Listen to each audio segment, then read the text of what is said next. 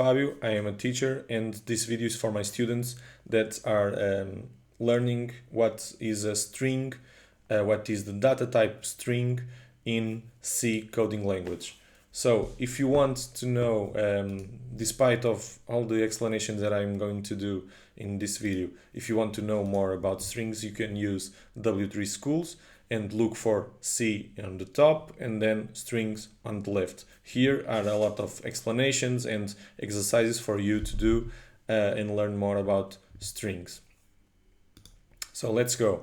Despite my students, despite I'm speaking or I am trying to speak in English, my students does not know a lot of Portuguese, but they are learning some Portuguese, so all the explanations here are written in Portuguese. Despite of that, I am going to explain all the video in English for them. So a string in C, it's represented like an array of characters of char data type. In this example, we can see that strings are represented with quotation marks. So everything that is inside of a quotation mark is a string.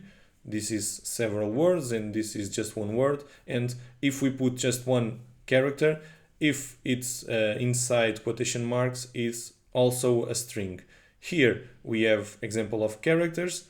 They are inside of plicas, and this represent only one char each time.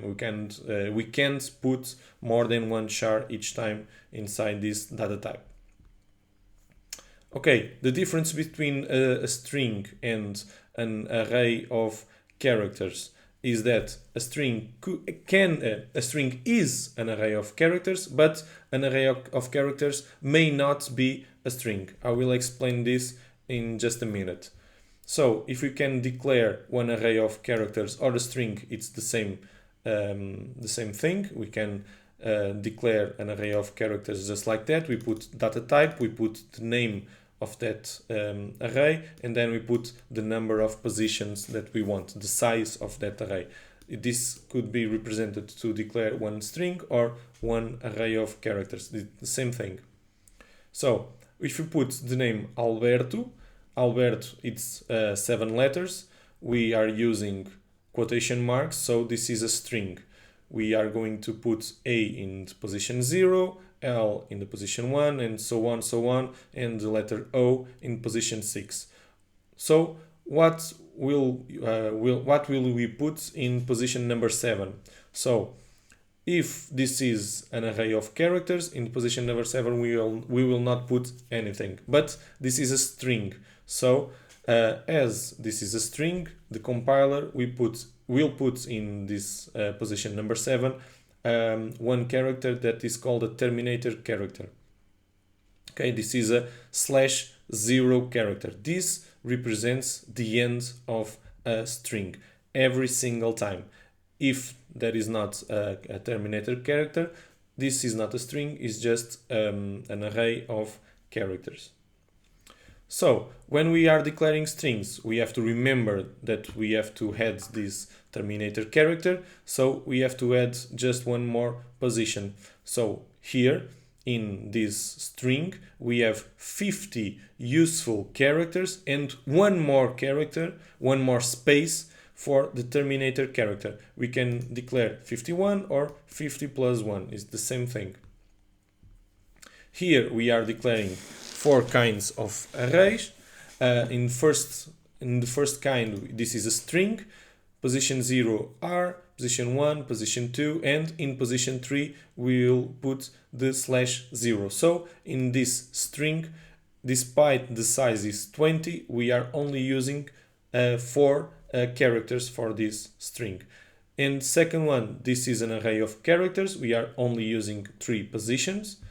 In the third line, we are not saying what is the size. So here we have 3 letters. We add the /0, or the compiler adds the /0. So this string, the size of this string will be 4.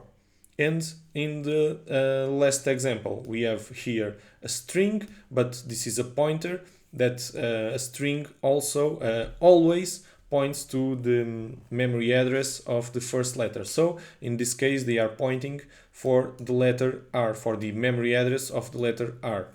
And just as the example before, the size of this will be 4.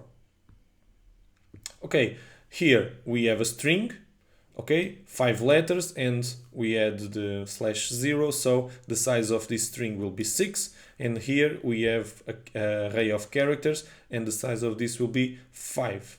Okay, now we can see just how easy it is to verify if we are seeing an array of characters or an array of strings, or a string. So when we are when we are using the printf function, we are putting quotation marks, so everything that goes inside is a string. But as we know, we can put inside of the printf, we can put another variables. So to represent a string, use %s, and in this case, we are going to show marca, that means brand, marca. Then we are in this place of the %s, we are going to get this variable, and the value of this variable is Opel. And the next one, model, and another string, %s, we are going to get this variable called modelo, and we are going to write Corsa D. Okay, so in the end, the line that will appear on the console will be marca, then 2 points, Opel, modelo, 2 points, Corsa D. Now we have another function that it's called put_s, put strings, that inside can only be, you can only use this as a string. You cannot put any data types other than strings. But in the end, when we end this string, it automatically puts a /n, or else, meaning that in the end it's change line automatically. In the printf, if we want to change line after we will write this sentence, we have to add the /n. In the case of put_s, we do not have to add the /n, and they change line automatically. Okay, using scanf with strings. In this case, we have 2 strings with 50 spaces, so 49 useful characters. We ask for the name, and we do the scanf with %s for the name.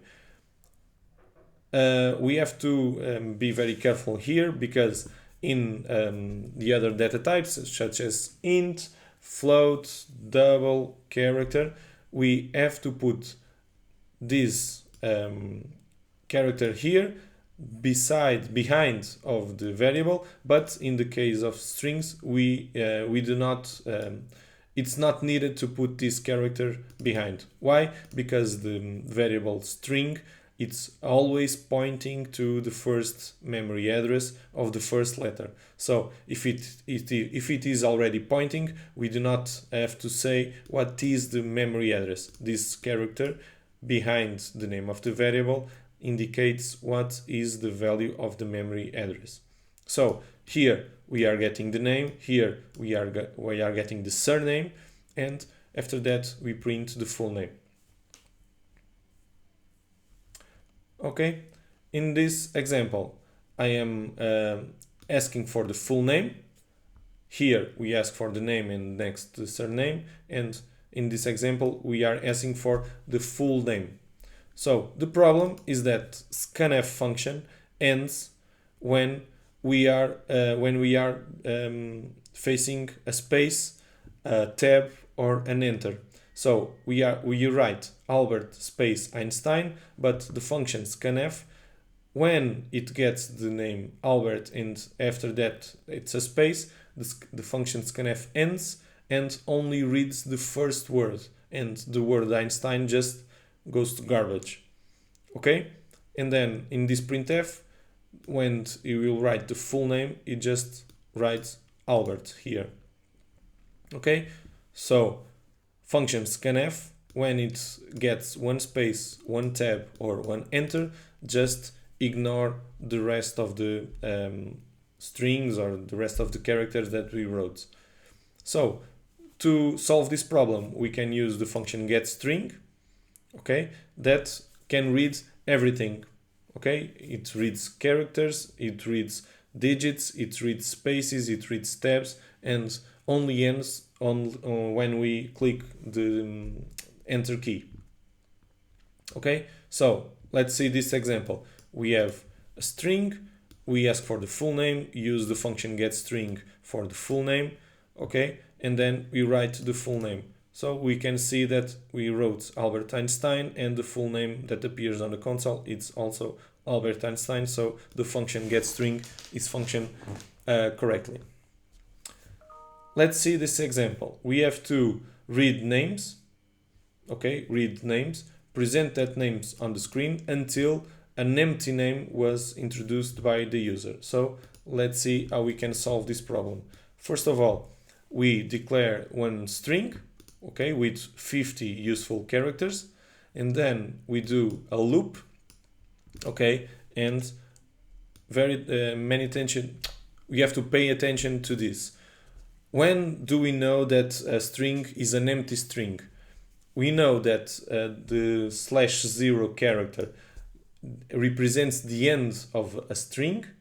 It is put right after the last character of that string. So if this character is in the first position of the string, it means that the string is an empty string.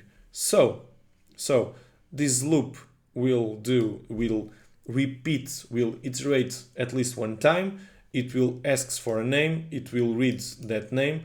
If the first position of that name is different than a /0, then character terminator, so it will show the name, okay, and this will repeat as much time as the user inserts a name that is different than empty.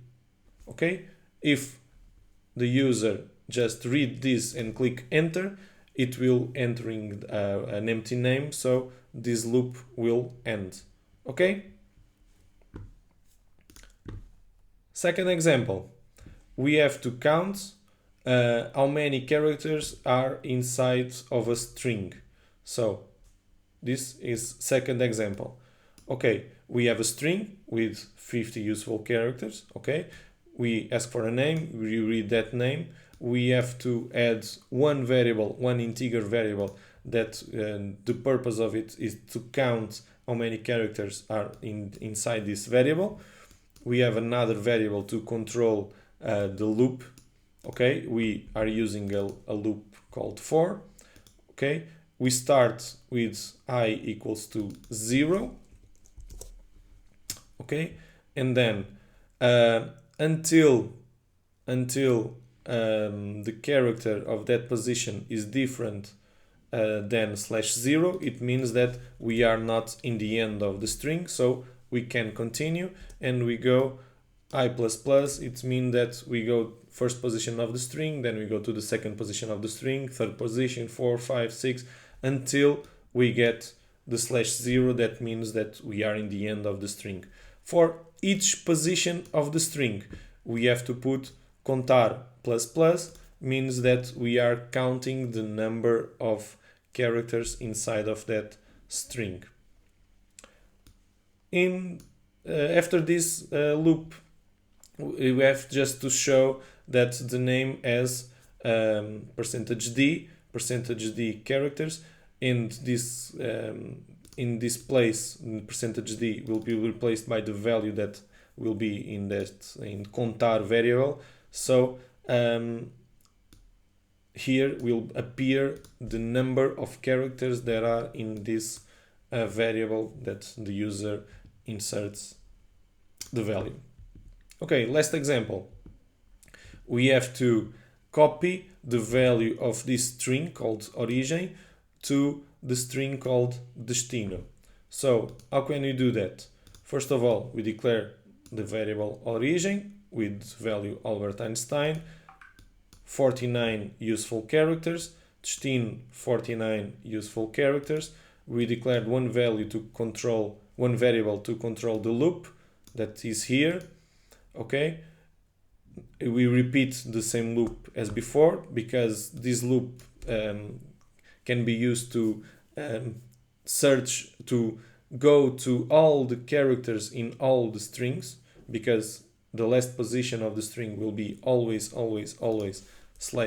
/n. Okay, we go to position 0 and we go to destino 0, and in this position we will record the value of position 0 in string origin, and we go to destino 1 equals to origin 1, and so on until we get to the last position. In the end of this loop, we know that string destino has the same value of the string origin, and we just put s destino to show on the console the value of the variable destino. Guys, this is the basic instructions about strings in C. I hope this will be very useful. Bye bye and see you next time.